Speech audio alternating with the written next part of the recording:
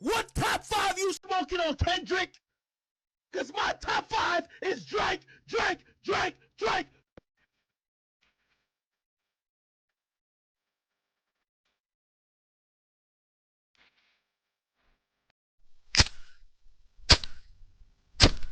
Drake and Akademiks, two names that dominate their respective lanes in hip-hop and media.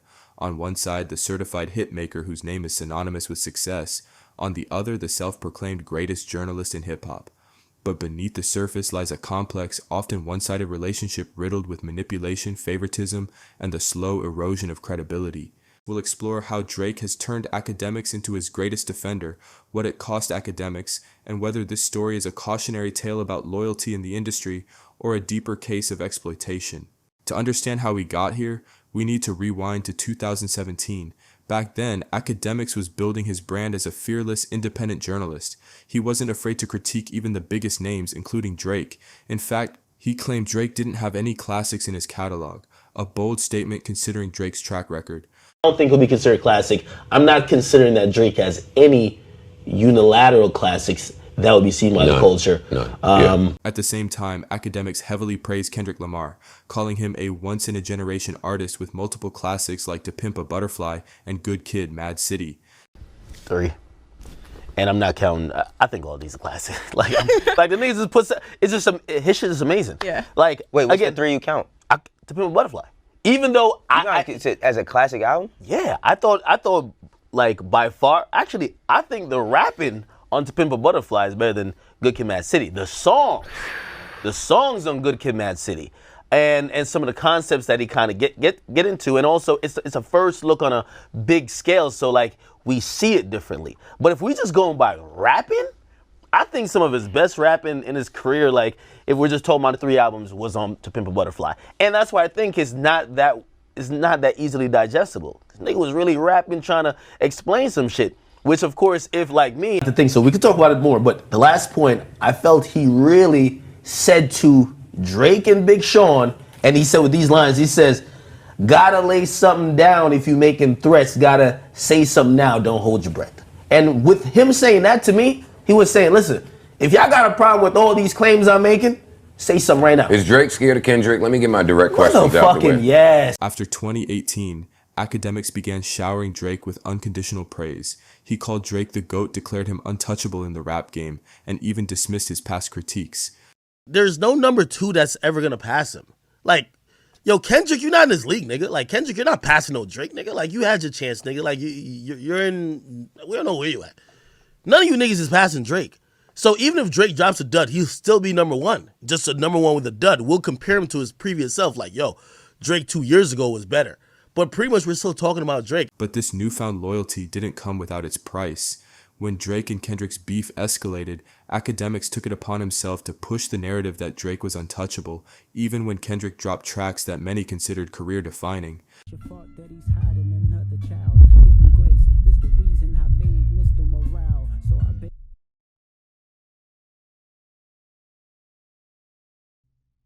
What the fuck, man? What the fuck? This is coming some random shit like this, bro.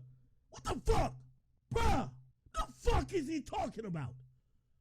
What the fuck is he talking about? What the fuck is this nigga talking about? I was vibing. Drizzy responded. I'm coolin'. Having a good time. I was about to go get the Henny. What the fuck did this Kendrick nigga drop and start talking about? What the fuck? Probably thinking I wanted to crash your party, but truthfully I don't have a hating bone in my body. A fucking den? Certified lover boy, certified pedophiles. Wop, wop, wop, wop, wop. Trying to strike a chord, and it's probably A minor. Oh my god. And your homeboy needs subpoena. Oh my god. Drake, you gotta shoot him, and you gotta shoot him now. I'm sorry. This is Drake's crib. Nah, Drake, you gotta shoot this nigga, man. No, I'm joking. I'm joking about with that. Honestly, Drake gotta go to Kendrick Lamar block and shoot a video. It's the only option. You gotta go to his block and shoot a video. I'm sorry.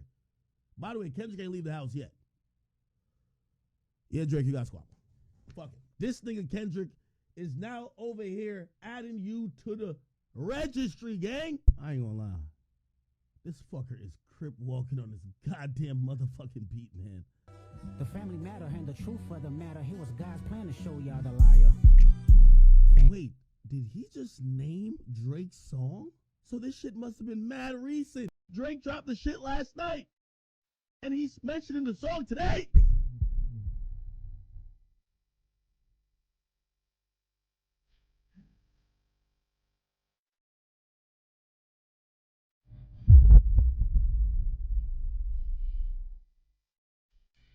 I don't know if it's because Drake used the voice of Tupac for the pep talk. I don't know if somebody called him. This nigga looked like he probably, I'm going to be honest with you, it sounded like Kendrick probably got 5 more of these. Instead, you in that van in studio, it's a celebration. You gotta learn to fact check. Yeah. I'm not gonna lie, this shit was some good exercise. Like, what you about? Get out, get the pen work done. Oh, shit. You would be a worthy competitor if I was really a predator. This the Drake I wanted to hear, y'all. This the Drake I wanted to hear, y'all. It's a rap, and he lost, and he's cooked. Okay, what does that mean? Does that mean he's not going to respond? He's cooked, he lost. That's what that means. Akademiks' reactions to Kendrick's music were telling. Instead of excitement or appreciation, his responses ranged from apathy to outright disgust. Compare that to his over-the-top enthusiasm for Drake's releases, and the bias becomes impossible to ignore. This loyalty reached a boiling point in 2025 when Akademiks found himself in the middle of a controversy involving Drake and designer Blake Griffith. Griffith accused Drake of refusing to help him in a legal dispute and leaked their private messages. There's this guy, Blake Griffith, who I guess he's a stylist, clothing designer, worked with brands. He's one of those people that has relationships. And he was cool with Gervonta Davis, GTB, Gervonta Tank, Gervonta GTD, or whatever the hell it's called. Gervonta Davis, and apparently he's also got an OVO tattoo on him. We'll get to this a little bit later. So he gets kicked out of Gervonta Davis' team. He explains why later. We're not really interested too much in those details, but he was really close with OVO too, and he was working with Stefon Diggs on this collection. So what happened was there was video footage that came out by TMZ of this guy, Blake Griffith, who's from Baltimore, Maryland, the same city that Gervonta Davis is from. And Stefon Diggs' brother and 2 friends robbed this guy, and he says they had knives and guns, and they said, yo, what's up with that chrome? Like, man, I don't want to make fun of the guy.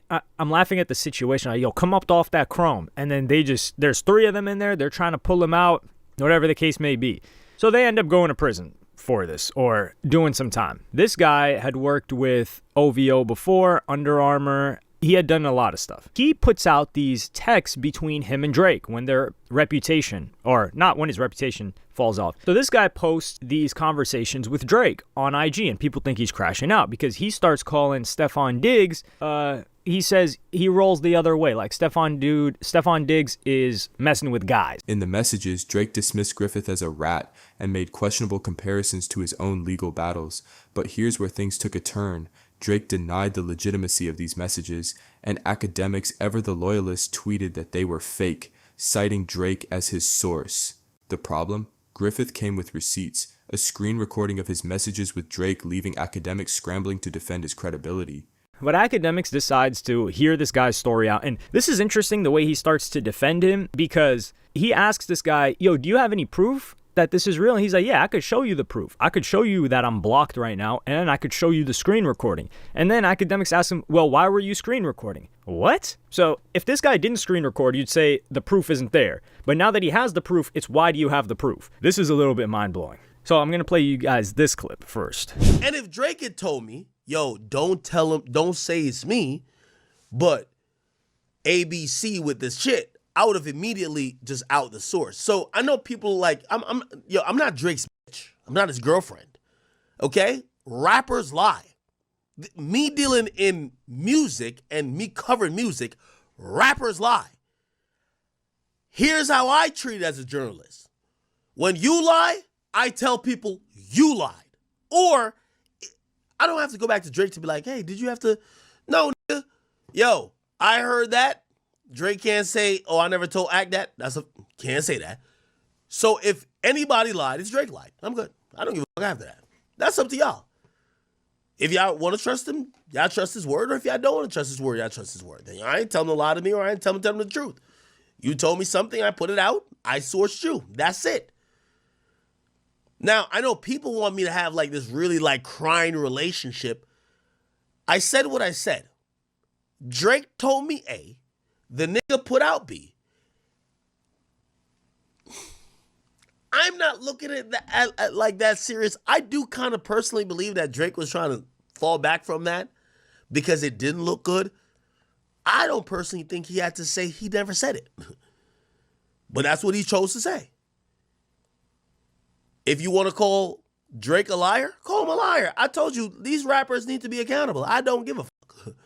So this clip completely is trying to deflect from the entire topic because, number one, trying to compare it to an artist, let's say a Lil Baby, a Playboi Carti, a Youngboy, giving you information in the future, so someone telling you drop dates, is not the same at all. Because that's something happening in the future. That's always subject to change. We're not going to call somebody a liar because they said, oh, we're going to drop April, and then they end up dropping September. We've seen that happen consistently. Now, if Playboi Carti says, oh, my last album was actually produced by this other guy instead of, I don't know, Filthy or something like that, then we would say, okay, Playboi Carti was lying. In this case, Drake is saying something that already happened, didn't happen to you. He's lying to you. These two completely different cases. Future and past. Past is already set in stone. Future is always subject to change. And we all know that. And this is the thing. Nobody ever talked about Akademiks lying. And this is where Akademiks kind of tries to address it. He's like, oh no, he lied, not me. Nobody said that Akademiks was the liar. It's the lack of respect that someone has for your platform if they are going to tell you directly a lie, which can be proven wrong and potentially make you look bad. Because the whole thing that Ak has consistently had with Drake is fans of his and people just generally, they're like, yo, Drake does not mess with you. Drake doesn't like you. He doesn't think you're cool. He doesn't mess with you like that. He is using you as a tool, as an asset, because he realizes how valuable you are to him and his brand and his perception. And some of the reasons why people were saying he doesn't mess with him is he's never done an interview with him. He's never tapped in with him. He's never called him. I don't know if they've ever linked up. So all of the above. And then Akademiks would go on to say, well, you know, he doesn't owe me an interview. It's like, I don't need that from him, this and that, which is not the same energy that he's had with other artists, Chief Keef namely, when he was trying to do his when he was trying to have Chief Keef come on his podcast. But okay, we'll let that rock. So maybe he just doesn't have to do anything with you. That doesn't mean he's disrespecting you or your brand. Sure. But if someone's lying directly to you, and this is information that's getting put out, and then it gets exposed, how is that having respect for you? For a journalist who prides himself on transparency and integrity, this was a devastating blow. How could Akademiks allow himself to be used as a mouthpiece for misinformation? I'm Big Ak. I don't give a fuck about none of y'all niggas in media. I'm the greatest media personality, period. Niggas don't break shit no more because y'all sucking dick. DJ Head saying, Dot don't talk to nobody, especially Ak. DJ Head, I'm the greatest single journalist you've ever heard of. You could be fucking Kendrick. If I said it, that's what it is. You up on that nigga's crotch. I'm Big Ak. Despite all the love Akademiks shows Drake, the loyalty is rarely reciprocated. While Akademiks spends hours defending Drake's legacy, the rapper collaborates with streamers like Aiden Ross and XQC, people who openly admit they barely know his music. And it's on Scorpion. What's that? Wait, is that an album name? Yeah, yes. It's my name. It's my album. Because album names, I'm not a name guy. Okay, whatever. It's a song. So it's an older, right? Because it's an older album. Yeah. What color is the album Scorpion? What color is it? Black and gray. Man, I'm gonna make a fool of myself. Black and gray. It's headlines. Jaded. Close. And Aiden Ross, who is so detached from the current pulse of hip-hop that he went as far as to say rap is currently dead. Rap's dead, bro. I'm sorry. It just is. Let's not go there. We don't gotta go there, but it's dead. Let's not go there. It'll never die. Not die as far as like full-on die. It'll never die. What do you mean? About how power and influence can manipulate people into compromising their own values and integrity. The cost of this loyalty is evident. Akademiks' credibility as a journalist has been repeatedly called into question. Many now see him as less of an unbiased media figure and more of a PR assistant for Drake. Even Akademiks' own peers have criticized him, pointing out how this one-sided relationship damages his standing in hip-hop media. How? What's he do to show you love? I got exclusive info. I'm on Act, the that's end not of love. push-ups. I'm on the end You of push-ups. what do you do with that exclusive info? You say it to the world, you gas it up 10 times more. He's using you as a free a billboard, free promo. Yet, despite the backlash, Akademiks remained steadfast in his defense of Drake. Akademiks said, "I don't expect anything from Drake. I'm just a fan of the music, but is that enough? At what point does loyalty cross the line into blind devotion?" At its core, this story isn't just about Akademiks and Drake. It's a microcosm of the power dynamics that permeate the music industry, how influence can be wielded to exploit loyalty, erode integrity, and blur the lines between journalism and fandom. Akademiks is a victim of manipulation, but he is also complicit in his own downfall. Drake's influence turned him into a journalist whose credibility is now forever in question. Let me know your thoughts in the comments below, and if you enjoyed this video, don't forget to like, share, and subscribe for more videos.